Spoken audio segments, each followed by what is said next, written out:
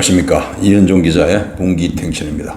지금 이 나라는 농민 문재인이가 주창했던 기회균 등은 먼 나라 얘기가 됐고, 과정은 불공정투성이어서 정치판사, 정치검사가 판을 치고 개사기꾼이 7개월 만에 깜빵에서 특사로 석방되는 세상에서 힘없는 국민들만 어렵게 살고 있습니다. 먼저 본론으로 들어가기 전에 윤석열 총장 얘기를 하지 않을 수 없습니다. 그 장모되는 최 씨는 늙어서 사위 하나 잘못 보는 바람에 팔자에 없는 감옥 생활을 하고 있습니다. 과거 최 씨가 각종 사업을 하는 과정에서 사위 힘을 빌었는지 여부를 고소했는데 난데없이 요양급여 부적수급 혐의로 감옥에 갔습니다. 25년인가 그때는 윤석열이가 국정원 댓글 사건 수사로 박근혜한테 찍혀서 대구로 좌천돼 있을 때입니다. 그러니 윤석열이가 영향력을 행사할 수가 없었지요. 조사에도 나오는 게 없으니까 이상은 다른 것으로 걸어 넣은 겁니다. 우리 잠깐만 생각해 봅시다. 요양병원을 하나 설립하려면 규모가 아무리 작다고 해도 명색이 병원이면 몇 백억 원, 아니 100억 원 정도는 투자돼야 할 거라고 봅니다. 그런데 고작 2억 원 투자한 사람이 경영권을 행사할 수 있다고 봅니까? 요즘 세상에 2억 원이 뭐 그리 큰 돈입니까? 아무것도 아닙니다.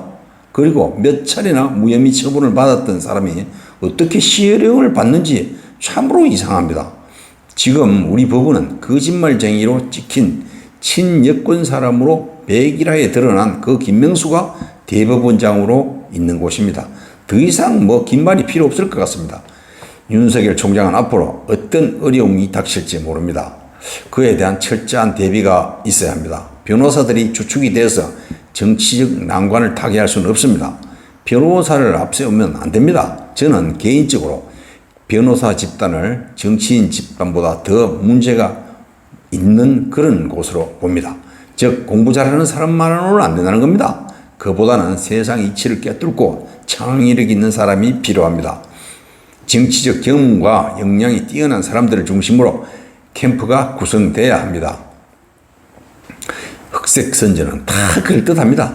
그 그럴듯한 속임수에 국민이 넘어가지 않도록 빠른 대응력을 보여야 하며 해명하기 급급한 캠프가 돼서는 안 됩니다. 만약에 제가 지금 윤석열이와 경쟁해야 하는 좌파 인사라면 저도 윤석열이 처가와 관련된 그런 공작을 진행할 겁니다. 내가 줄리를 룸사롱에서 받고 술도 같이 몇 번 먹었다 하는 목격자 정의를 만들어낼 겁니다.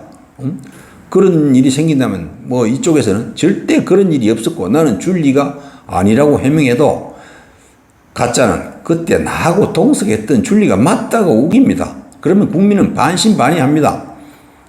그때는 이 사람이 화장을 진하게 하고 또 나이가 들어서 다르게 보일 뿐이라고 주장하면 어떻게 대응하겠습니까? 이런 흑색 선전에 강력한 대응 수단을 마련해야 합니다. 여러분, 많은 사람이 이 정권이 왜 이재명이가 여권 후보로 커가고 있는 것을 방기하고 있는지 의아해하는 사람들이 있었습니다. 비열하고 영악하고 자기들 패거리 이익을 위해서라면 무슨 짓이든지 서슴지 않는 좌파들이 왜 이재명이가 커가고 있는 것을 방관하는지 궁금해했습니다. 그러나 역시나 아닙니다. 그럴 리가 없죠. 죽는 줄 알면서 그냥 있을 리가 없습니다. 지금 좌파들은 공권력을 이용해서 이재명, 윤석열 모두를 제거하려는 시도를 한다는 것이 일반 국민들 눈에도 다 보입니다. 이재명이가 문제 많은 사람이라는 거 대부분이 알지만 왜 지금인지 의아해 합니다. 갑자기 이재명이 횡령 혐의를 수사한다고 합니다. 죄가 있는지 없는지는 모르겠지만 지금까지 가만히 있다가 느닷없이 소환 조사를 한답니다. 참으로 이상하지 않습니까? 근데 사실 우파 쪽에서는 이재명이가 후보가 되는 게 싸우기 제일 쉽습니다. 참으로 모두에게 수가 읽히는 하수 중에 하수입니다. 그러나 아무리 하수일지언정 법망으로 올가 넣으면 꼼짝없이 당합니다. 이를 이겨내는 방법은 국민적인 힘밖에 없습니다. 박범계가 검찰 인사를 그야말로 개판으로 했습니다. 그동안 검찰이 수사를 못하도록 하는 것이 그들이 그동안 주장해온 검찰 개혁이었습니다. 그러나 국민과 검찰은 그런 불의에 제대로 항거하지 못했습니다. 당했습니다. 계속 똑같습니다. 아무리 억울해도 공권력 앞에는 당합니다. 그들은 그걸 이용합니다. 아무리 법이 엉망이고 판사가 재판을 엉터리로 한다고 해도 그 판결에 따를 수밖에 없습니다. 좌파는 그걸 압니다. 그래서 그 어떤 비난을 무릅쓰고라도 그들은 정권 연장을 위해서라면 불만이 있든지 말든지 국민이 수긍을 하든지 말든지 그렇게 하겠다는 겁니다. 이에 야당은 똘똘 뭉쳐서 더 이상 그런 불의한 짓을 못하도록 국민과 함께하는 비상책을 마련해야 합니다. 지금 이 좌파들은 또 그동안 많이 써먹은 공짜를 남발합니다. 정부 예산으로 매표 행위를 하는 것과 똑같습니다. 우리 냉정히 생각해 봅시다. 한 사람당 25만 원을 준답니다. 그 돈으로 개인 형편이 나아집니까? 살기가 좋아집니까? 국민을 돼지로 하니까 그 알량한 돈으로도 환심을 살 수 있다고 보는 겁니다. 그것도 남의 돈으로, 국민 돈으로 말입니다. 국가 부채는 기하급수적으로 늘어나는데 공돈이 춤을 춥니다. 춤추는 그 공돈, 푼돈은 그러나 금방 없어집니다. 어느 누구에게도 도움이 안 됩니다. 국가 부채만 계속 늘어나서 지금 20대, 30대가 모두 갚아야 합니다. 이건 젊은 세대에 대한 성인들의, 어른들의 범죄입니다. 범죄. 그들이 왜 이 짐을 져야 합니까? 공돈으로 표를 얻겠다는 수준이 한심합니다. 그야말로. 최근 최재형 감사원장을 두고 정치권에서 그를 영입해서 내세우려는 시도가 많습니다. 사실 최 원장께서도 정치에 입문할 뜻이 많은 것 같습니다.